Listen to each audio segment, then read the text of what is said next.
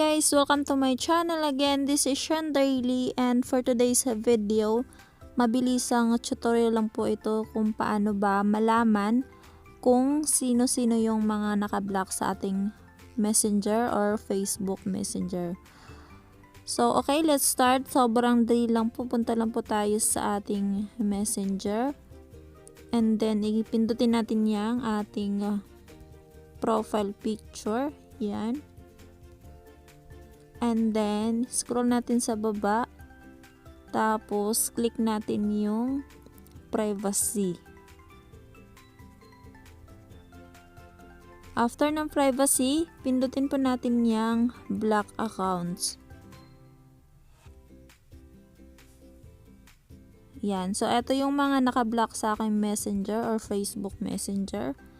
So, sobrang dami po. Umabot ata to ng 1,000.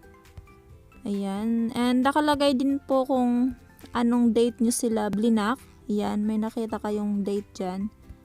So, makikita nyo din po.